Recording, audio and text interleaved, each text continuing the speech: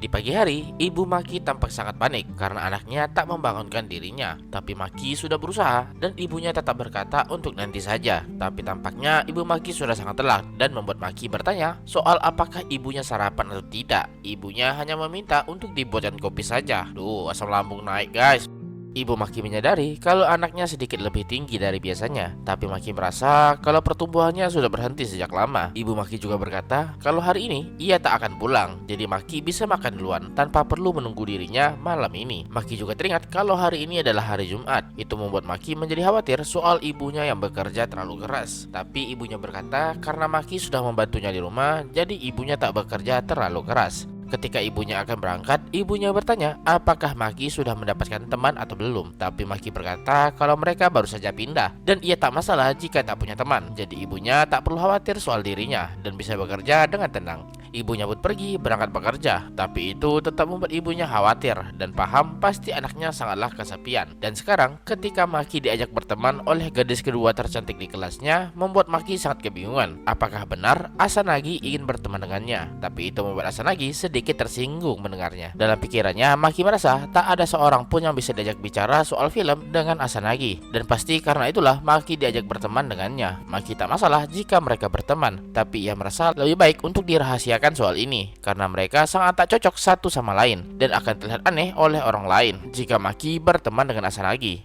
Jika Maki berteman dengan Asanagi, orang-orang pasti akan berpikiran aneh soal Asanagi dan mungkin akan menghina Asanagi. Tapi Asanagi mengerti keinginan Maki dan sekarang mereka berteman secara rahasia. Dan juga Asanagi mengajak Maki bertukar kontak. Dan setelah itu Asanagi datang bertamu ke rumah Maki. Asanagi memberikan sedikit hadiah untuk Maki karena sudah mau berteman dengannya. Dan sejak hari itu, setiap hari Jumat Asanagi akan selalu bermain dan datang ke rumah Maki. Dan mereka jadi semakin akrab satu sama lain. Bahkan selera mereka terhadap makanan juga mirip satu sama lain. Dan sekarang mereka bermain game bersama untuk menghabiskan waktu bersama. Dan Asanagi akan mengalahkan Maki hari ini. Maki mengejeknya karena Asanagi kalah darinya 10 kali dalam 10 pertandingan minggu lalu. Asanagi berkata kalau ia sudah latihan di rumah. Tapi ketika bermain, Asanagi tetap saja kalah melawan Maki dan menganggap kalau Maki selalu curang. Menurut Maki, Asanagi tidak terlalu jago dalam bermain game. Tapi itu tak masalah bagi Maki dan mereka semakin tenggelam bermain bersama. Dan tak terasa waktu sudah berlalu dan sudah larut malam. Asanagi harus segera pulang ke rumahnya dan mereka akan berhenti sampai di sini. Asanagi juga akan membantu membersihkan sampahnya. Tapi Maki menolaknya karena sampahnya tak begitu banyak. Untuk seorang gadis, Asanagi bisa dibilang selalu makan banyak dan Asanagi sangat menyukai minuman bersoda yang sangat kuat dan berpikir apakah semua gadis sama seperti Asanagi?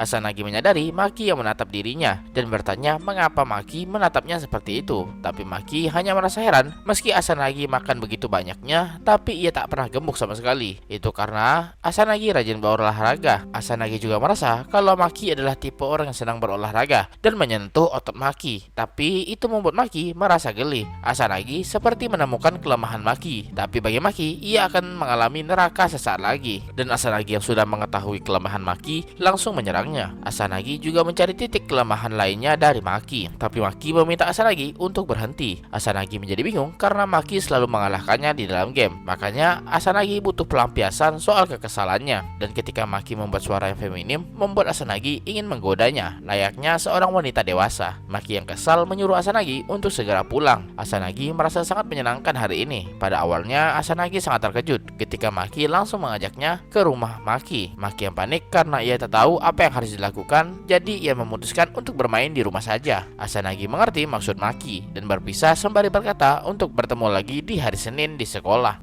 Asanagi Umi adalah teman yang datang ke sini pada hari Jumat setelah pulang sekolah. Di sekolah, Asanagi dan teman-temannya asik berbicara soal drama setiap Jumat dan Amami juga sangat menyukai drama itu. Ketika mereka bertanya ke Asanagi apakah ia juga menontonnya, Asanagi berkata tidak karena ia tak punya waktu. Asanagi berkata ia harus melakukan sesuatu yang lain dan tanpa sadar ia sudah menghabiskan waktunya di sana. Asanagi memberikan tanda peace ke Maki yang membuat Maki kaget melihatnya karena Asanagi tersenyum kepadanya di sekolah. Dan ketika waktu istirahat, Maki memutuskan untuk makan sendirian di tempat yang sepi. Maki sangat penasaran apakah ia benar-benar berteman dengan Asanagi. Mungkin Maki harus berhati-hati ke depannya, apalagi saat mereka bersama. Tapi Asanagi adalah teman pertama Maki yang mengajarinya betapa menyenangkannya bersama orang lain. Dan Maki tak ingin membuat kesalahan aneh. Seperti yang Maki pikirkan, sangat sulit untuk bergaul dengan seorang teman. Ketika Maki tenggelam dalam pikirannya, ia mendengar sesuatu yang mendekat, dan di sana ada dua orang murid di mana seorang gadis bertanya mengapa seniornya itu mencari dirinya. Senior itu berkata ada sesuatu yang penting yang ingin dirinya sampaikan.